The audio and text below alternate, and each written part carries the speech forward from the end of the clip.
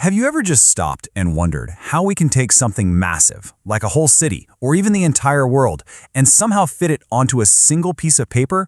Well, today, we're going to pull back the curtain on the brilliant tools that make this happen: scales and simple plans. These are the secret ingredients that let us map out and really understand our world. So, here's our game plan. First, we'll tackle the big problem. Then we'll get into the magic of scales, our shrink ray, if you will.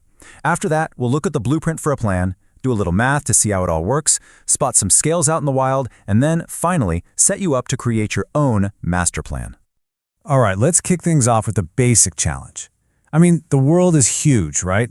And our paper is, well, it's small.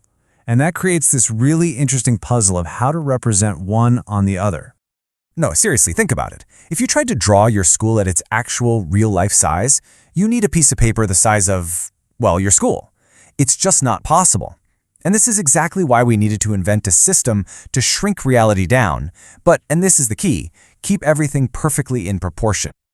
And that brings us to our first amazing tool, the scale.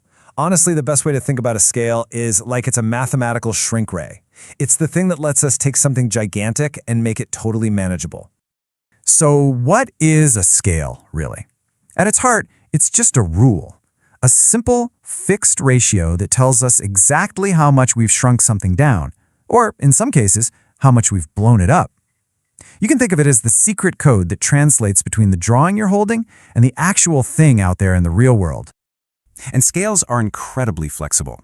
You've got a reducing scale that, shrinks a massive city down so it can fit in your hand, but then you have an enlarging scale that does the total opposite. It takes a teeny tiny microchip and blows it up so we can actually see all the little details. Pretty cool that it works both ways. Now, when you're out there looking at maps or blueprints, you're going to see scales written in a few different ways. The ratio, like 1 to 100, that's just pure math. A word scale kind of spells it out for you, nice and easy.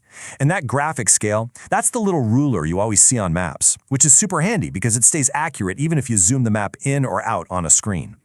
So, we have the rule. That's the scale. Now, what do we do with it? Well, that's where our second tool comes into play, the simple plan. The scale is the rule, but the plan is where it all comes to life. A plan is basically a bird's eye view, like you're looking straight down from above. But here's the thing, it's not just some random sketch. It's a super precise drawing, where every single line and shape is measured and shrunk down perfectly, using that scale we talked about. It's a true representation of reality. And all these little parts work together to create a kind of visual language. The title tells you what you're looking at. The scale tells you the size. Symbols are like the vocabulary. The compass tells you which way is up, or, well, north, and labels name all the important stuff. You put them all together, and anyone can understand the plan. All right, let's get our hands dirty and actually put this into practice. This is where we see how a few simple numbers on a piece of paper can represent huge distances in the real world. And don't worry, the math is way more satisfying than it is scary. Okay, so here's our situation. We've got a map, and on it, the scale says 1 to 50,000. That right there, that's our conversion key. It means for every 1 single centimeter we measure on this map, it represents 50,000 centimeters out in the real world. Now, we whip out a ruler, and we measure the distance between two towns on our map. Let's say the ruler reads exactly 6 centimeters. Seems like a tiny distance on paper, right? So to figure out the real distance, all we have to do is multiply our map measurement by that scale number. We just take our 6 centimeters and multiply it by 50,000. And boom, this is the power of scale in action. Those 6 little centimeters on paper become 300,000 centimeters in reality. And since nobody talks like that, we convert it, and it comes out to a nice, clean 3 kilometers. Just like that, a drawing on paper becomes a real-world distance you could actually walk. Look, this isn't just some abstract thing you do in a classroom. Scales and plans are literally everywhere. They are the invisible blueprint of the world we live in. Let me show you what I mean. Think about it. The blueprints for the house you live in, that's a plan. The way your city streets are laid out, that's urban planning using scales. That map app on your phone that you use every single day, it all relies on this one fundamental idea. Heck, even just figuring out if a new sofa will fit in your living room uses a simple plan. It's everywhere.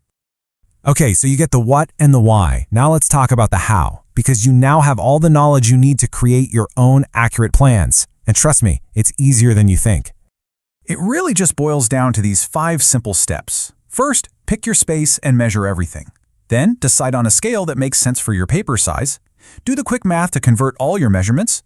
Draw it out nice and neat. And finally, add in all the important details, labels, and of course, don't forget to write the scale on it. And let me give you a pro tip. Precision is key.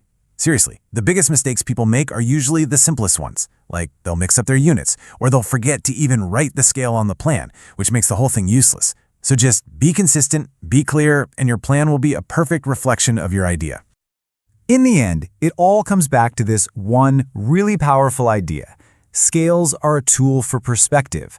They let us get our minds around things that are way too big or way too small to see all at once. So I'll leave you with this question to chew on. What in your world could you map out? Maybe you want to redesign your bedroom or plan out a dream treehouse. Maybe map your neighborhood for a morning run. The power to accurately show your world and your ideas is officially in your hands now. So, what are you going to draw?